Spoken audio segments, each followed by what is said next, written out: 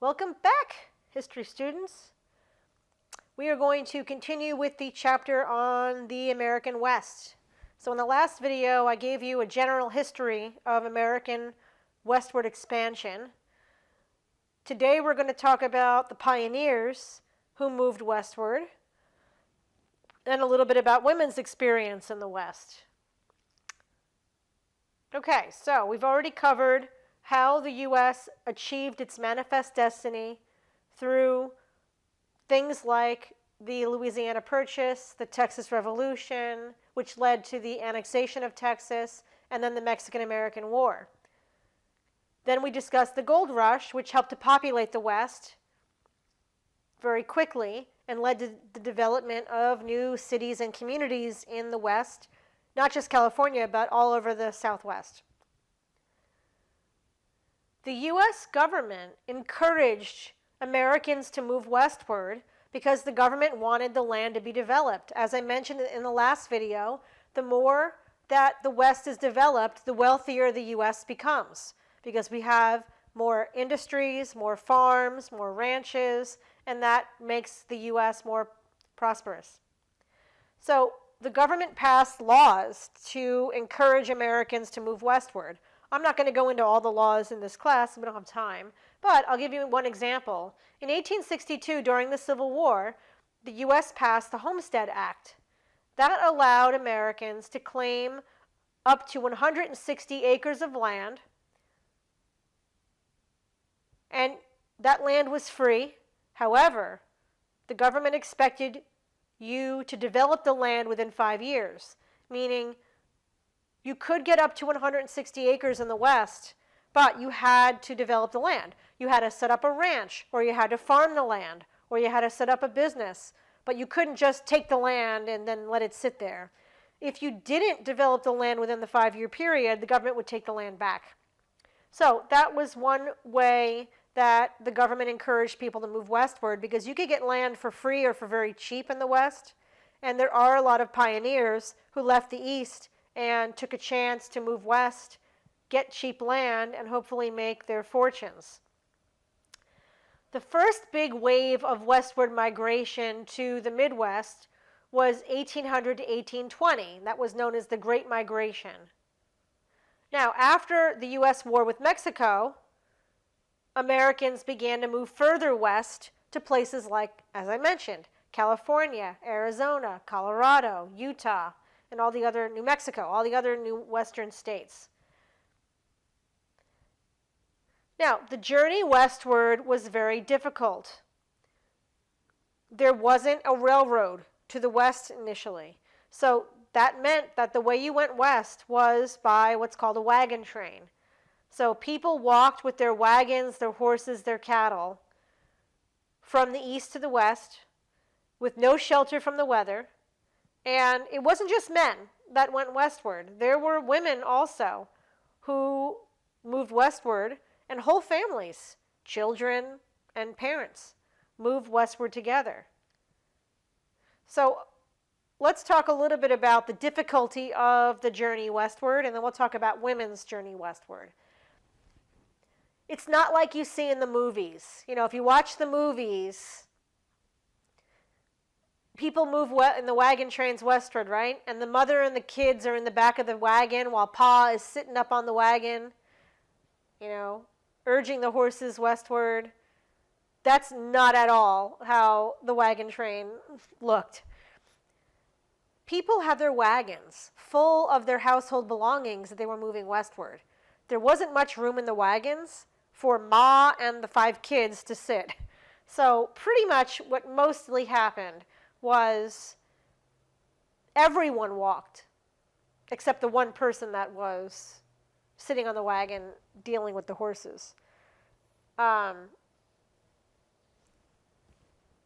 Most people walked, and the wagons were used to move their belongings. So the children, the women, the men, all walked to the west for thousands of miles.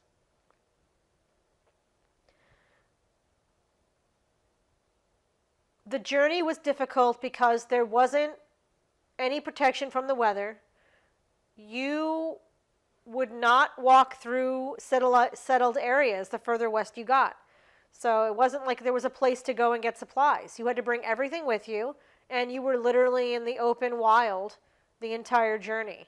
You were susceptible to the cold, to the heat, to the rain, to the snow. Now, most people would leave in the spring, leave the east, and try to get to the west by the fall, before the snowfall. But there could be early snowfall. So you might leave in March thinking you're good, and you have to go through a snowstorm. Or you could be delayed in getting to the west, and you might end up in snow in October, November, because you thought you were going to get to California in June, but you didn't get there until October, because you never knew what was going to come up or how you might be slowed down. So for pioneer women, women had to do the normal household chores that they would have done if they were home while on the movement westward. So women were expected to cook, do the laundry, build fire, preserve food. Now, cooking on the westward journey was especially difficult because you had to build the fire, and then you had to cook over an open flame, which was very difficult. And what did women cook? Women cooked bread, beans, meats, and any food they could find that they gathered along the way. Sometimes the men would go hunting while moving westward.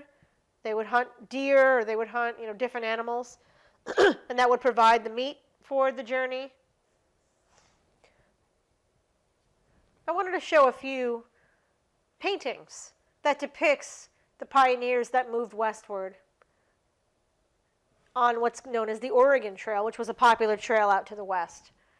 So I like this portrait because it shows everyone walking. There's the woman, her daughter, and her husband, and none of them are riding in the wagon. Why? Because the wagon has all their furniture and all their supplies that they need for the westward journey. And so the horses and cattle are pulling the wagon, but they're all walking on foot. And that's pretty much what it was like to move westward in the 1800s. I also like this portrait of work on the Oregon Trail. So I like this because it shows you the everyday life of the pioneers that moved westward.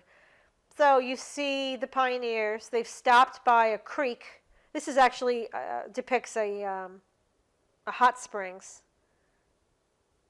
on the Oregon Trail. So this is actually water that's been warmed by the earth that they are taking advantage of and washing their clothes. So if you'll notice, who's doing the laundry in this image? The women, because that's women's work, right? The man, he's taking a break, and the children are hanging out with the dog. But the women are the ones who are scrubbing the clothes and wringing them out and hanging them to dry. And that's typically what would happen. Women did the same work that they would do at home. And so that's a good image of women's work on the journey. So I always say it must have been very difficult, especially to be a woman on the westward journey, because imagine this. You get up with the sun, and who prepares breakfast in the morning? The mom, right? The women. So the women get up at dawn.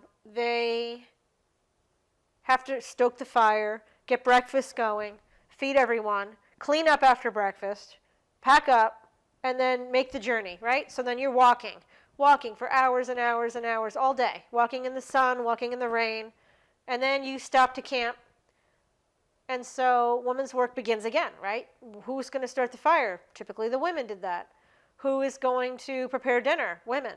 Who's going, and in the meantime, maybe stop and do laundry, or maybe do other household chores. Who scrubs and cleans at the end of the meal? The woman does. So everyone's tired from walking, but women had almost double duty, because women had to feed everyone and do the household chores, which you would do once you stopped. You don't do that on the journey. And the men might have done things also when they stopped, like fish or hunt, to kind of provide extra food for the family. They would tend to the horses and cattle. That was the male job. So men had work to do also. but not every day. Women had household chores to do every day, in addition to taking care of children. So I want to read you, there's a book by Lillian Schlesinger, who is a historian that is an expert in the West. And she wrote a book called Women's Diaries of the Westward Journey. She went and found all these diaries of women who had kept journals while they walked across the country. And she wrote a book about what it was like for women to move westward in the 1800s. So I want to read you a couple excerpts from different diaries about how difficult it was to move westward. So one of the diaries was by a woman named Helen Carpenter, who was a bride on her honeymoon. Her honeymoon was walking across the country to go westward with her new husband. And so this is a quote from Helen Carpenter in her diary. She wrote, quote, "Although there is not much to cook, the difficulty and inconvenience in doing it amounts to a great deal. So by the time one has squatted around the fire and cooked bread and bacon and made several dozen trips to and from the wagon, washed the dishes, gotten things ready for an early breakfast, some of the others have already their nightcaps on. At any rate, it's time to go to bed. In respect to women's work, the days are all very much the same, except when we stop. Then there is washing to be done, and light bread to make, and all kinds of odd jobs. Some women have very little help about the camp, being obliged to get the wood and water, make campfires, unpack at night, and pack up in the morning." Unquote. So according to her, work never really finished. You know, the work of women's westward journey never really finished. All right, here's another woman's diary, Lucy Rutledge Cook, who talked about, she went west in the early 1850s. And those particular years, the summers were very wet. There was a lot of rain in the Midwest and the West in those summers. And so she wrote about that and how difficult it was to move westward in the soaking rain every day. So she wrote, quote, "All clothes had to remain wet, even babies. Women and small children slept under the wagons when the rains were heavy, but there was simply no accommodation that insulated one from the weather. Imagine being totally drenched every day and every night." That's what they had to go through when they did the westward journey. Here's one more quote from a woman named Charlotte Pangra, who also made the westward journey in the early 1850s. And she talks about the rain also. She wrote, "Our tent was completely drenched, and some of our things that were inside, such as bedding and so forth.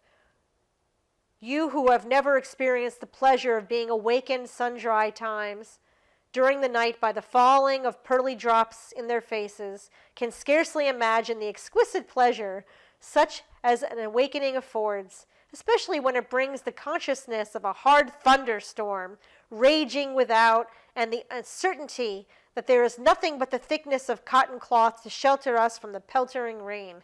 So even if you had a tent, which was made of cotton back then, you would have been drenched, and it would have been difficult to sleep with the rain dripping through the tent onto your face. The westward journey was difficult for everyone. It wasn't like you see in the movies. I want to talk about African Americans in the West for a minute. If you look at early American history books, going back, 100 years before this time, even up to the 1950s, early American historians mostly ignored the story of African Americans in the West.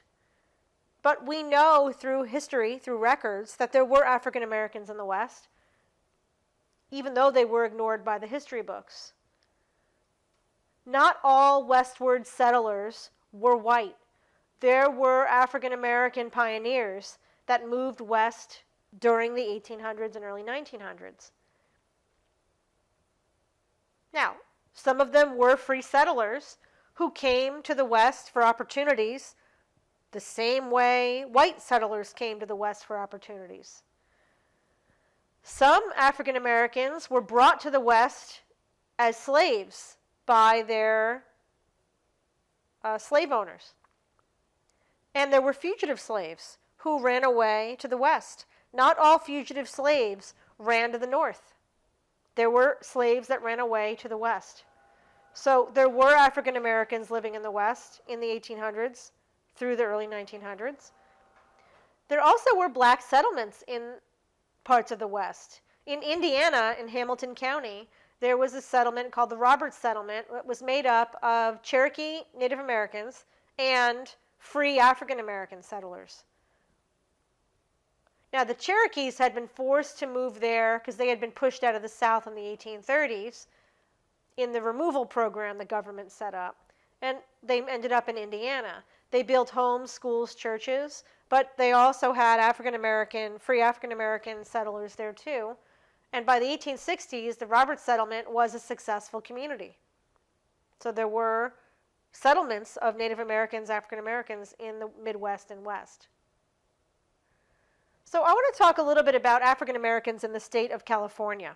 In 1849, we see the population of California increasing very quickly. Among the 49ers and the people who came after 1849 were slave owners. There were slave owners in the Southeast who went to the West to get gold and brought their slaves with them. That angered white miners in California. They didn't want slave labor in the mining industry because they didn't want to compete with slave labor. They felt it was driving down their wages. And so they wanted California to be a free state. And California's population grew so quickly that they were able to apply for statehood in 1850. And they did apply to become a free state. And California in 1850 became a free state. Now, what did black women in California do in their everyday life? The same thing as white women did. Women's work, regardless of race, was to cook, sew, clean homes, take care of the children. And African American women that made the journey westward did the household chores just like other women did, because that was deemed women's work. All right, I want to tell you the story of a African American slave woman named Biddy Mason, who was brought to California in the gold rush, but has an amazing story. Biddy Mason was born a slave in the Southeast. She was owned by a Mississippi family, and she was brought to California with her master as part of the gold rush. And so she was in her early 30s when she made the journey westward, and her job on the journey westward was to take care of the cattle on the journey westward. That was her job. And so they end up in California, and guess what? California became a free state. No slavery allowed in California. But Biddy's master did not tell his slaves, and he kept them as slaves, so they did not know that it was outlawed. So Biddy's master did not tell his slaves that they were free. He kept it from them. And after several years, Biddy learned the truth, that she was living in a free state as a slave. Now, Biddy's master had a big plan to return his slaves to a slave state real quick. He wanted to get them to Texas so that he could keep them as slaves after they realized they were free. But somebody told on him, and the slaves ended up being taken from him because he was holding them illegally. And Biddy and she had two daughters, were taken into custody and eventually had a court date, right, to talk about their future. And Biddy had a meeting with the judge And the judge decided to allow her and her daughters, she had 2 or 3 daughters by then, to remain in California and remain free. So that's how she ended up becoming free. So she got a job, she saved money, and she ended up starting to buy land in 1866. One of her jobs was working as a midwife, helping women deliver their babies. She became a landowner in Los Angeles County, one of the first African Americans to buy land in Los Angeles County. And she was an entrepreneur. She built buildings on her land. She rented out buildings to businesses and became a landlord, and built a future for herself and her children, and became very successful. This is a portrait of Biddy Mason.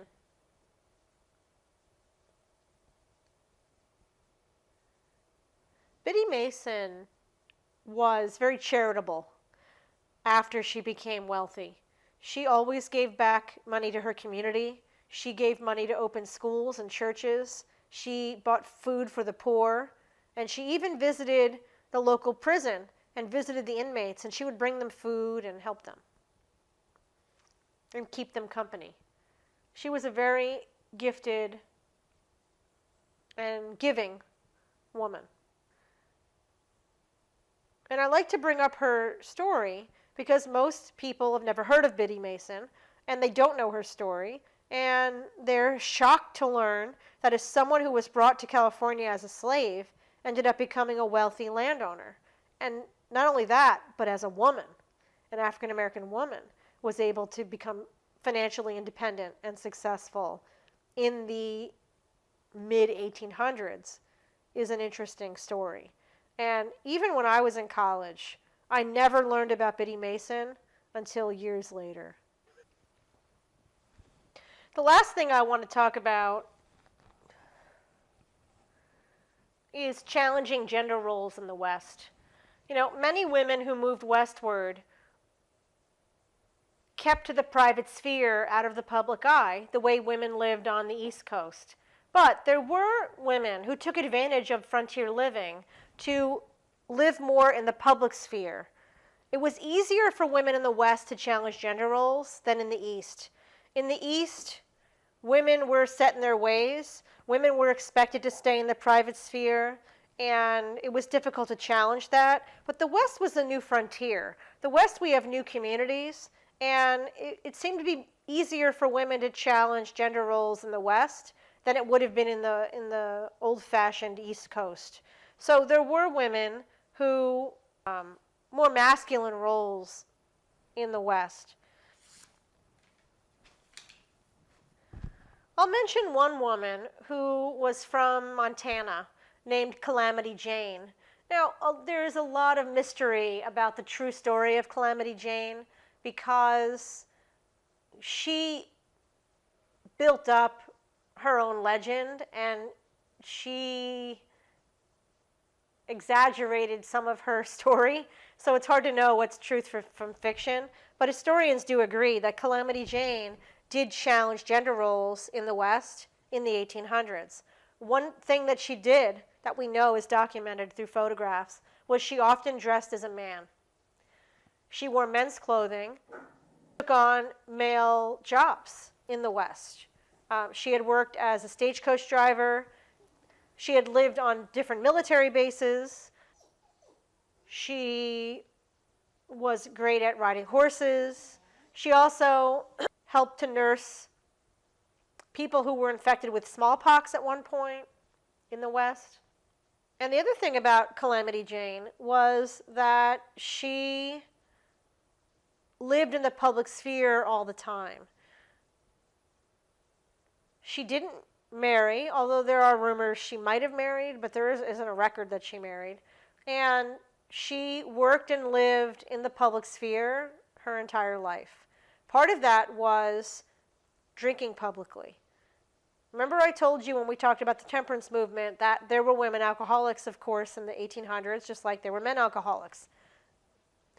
But a lot of people didn't think women abused alcohol because they tended to drink privately. Well, Calamity Jane was a public drinker, and a lot of historians feel she was an alcoholic. But she drank in the taverns, dressed in men's clothing, along with the men. She was right along with the men. She was in the dance halls, and she was drinking in the taverns. And historians feel that is how she ended up dying, was because of health problems caused by alcoholism. So Calamity Jane is another good example of a woman that lived in the West that didn't fit in with conventional views of women in the West. She lived in the public sphere, and she provided for herself and did what she wanted to do and lived the way she wanted to live. So again, you could do that easier in the West than you could do that on the East Coast.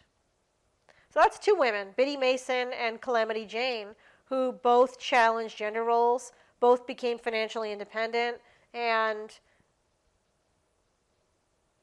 both lived in the public sphere in the 1800s in the West. So that's where I'll leave this chapter. We'll pick it up in the next one. See you then.